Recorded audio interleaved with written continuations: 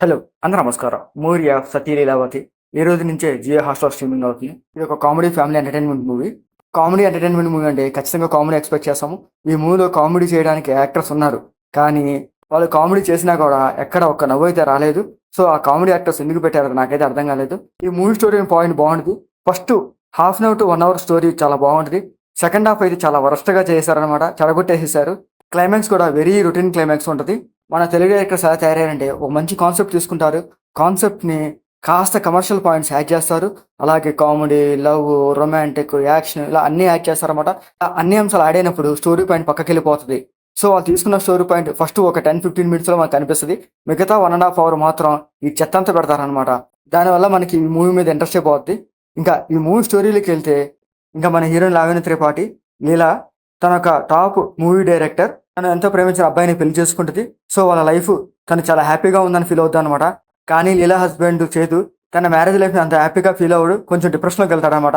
ఎందుకంటే లీలా ఎప్పుడు movie making మీద బిజీగా ఉంటుంది. మూవీ షూటింగ్ అయిపోయి కూడా డబ్బింగ్ అని అలా ఏదో ఒక పని మీద బిజీగానే ఉంటుంది. ఇంకా లీలా హస్బెండ్ సేతుతో టైం స్పెండ్ చేయట్లేదు చెప్పి సేతు కొంచెం డిప్రెషన్లోకి వెళ్తాడు. అలాంటి టైంలోనే ఇంకా అమ్మాయిని లవ్ చేస్తాడు. తనే నికోలస్. తను ఒక నర్స్ అనమాట. సేతు తను ఏది దాచుకోకుండా తన మ్యారేజ్ లైఫ్ గురించి తన ప్రాబ్లమ్స్ అన్ని నికోలస్ చెప్తాడు. నికోలస్ అర్థం చేసుకొని వాళ్ళిద్దరూ ఒకరిగా ఇష్టపడి పెళ్లి చేసుకోవాలనుకుంటారన్నమాట. సో ఈ విషయం లీలాకి చెప్పాక లీలా ఏం చేసింది అనేది ఈ మూవీ స్టోరీ. ఆ పాయింట్ బై చేసుకుని మూవీ 1 అవర్ దాకా చాలా ఇంట్రెస్ట్గా తీసుకెళ్తాడు. సేతు ఎందుకు డిప్రెషన్లోకి వెళ్ళాడు, తను ఎందుకు టైం స్పెండ్ చేయట్లేదు, దాంతో పాటు ఇంకో అమ్మాయిని లవ్ చేయటము, వాళ్ళిద్దరు కలిసి పెళ్లి చేసుకోవాలనుకోవటం, ఈ ప్లాన్ అంతా ఫస్ట్ ఆఫ్ అంతా చెప్తూ ఉంటాడనమాట.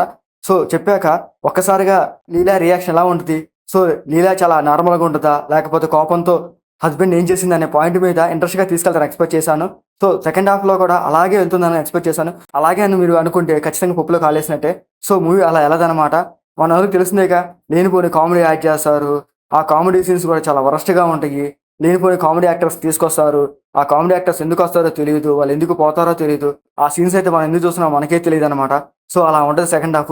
ఇంకా క్లైమాక్స్ కూడా అలాగే తీసుకెళ్తాడు. చాలా రొటీన్గా అనమాట. ఒక రొటీన్ క్లైమాక్స్ పెడతారు. ఆ రొటీన్ క్లైమాక్స్ అని ఈ మూవీ ఎండ్ చేసేస్తాడు. ఈ మూవీలో స్టోరీ పాయింట్ ఏంటంటే ప్రజెంట్ జనరేషన్ తగ్గట్టుగా ఉంటుంది స్టోరీ పాయింట్. ఆ స్టోరీ పాయింట్ ఒక మంచి కన్క్లూజన్ అని ఇస్తే బాగుండేది అనిపించింది. ప్రజెంట్ జనరేషన్లో ఆఫ్టర్ మ్యారేజ్ తర్వాత హస్బెండ్ వైఫ్ని చంపేయటమో లేకపోతే వైఫ్ హస్బెండ్ చంపడమో, అదిగాక వైఫ్ అండ్ తన బాయ్ ఫ్రెండ్తో కలిపి హస్బెండ్ చంపేయటము, ఇలాంటివన్నీ చాలా ఉంటుందన్నమాట. ఇలాంటి వాటికన్నిటికీ ఒక మంచి పాయింట్ తీసుకున్నారు దీంట్లో. సో ఆ పాయింట్కి ఒక మంచి కన్క్లూజన్ ఇచ్చింటే బాగుండేది. క్లైమాక్స్లో ఏంటంటే కన్క్లూజన్ ఇస్తారు కానీ ఆ కన్క్లూజన్ చాలా రొటీన్గా అనిపిస్తుంది అన్నమాట. అలా కాకుండా ఏదన్నా ఒక మంచి పాయింట్ చెప్పుంటే బాగుండేది అనిపించింది.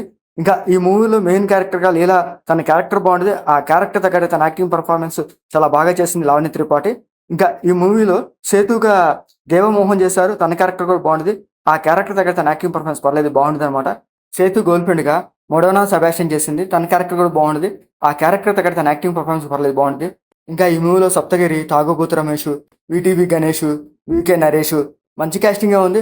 ఆ క్యాస్టింగ్ సరిగ్గా వాడుకోలేదని చెప్పొచ్చు. వాళ్ళ ఎదురొచ్చే సీన్స్ అంత హైలైట్ కాదు. అసలు చూడడానికి కూడా అసలు ఏం బాగాలేదన్నమాట.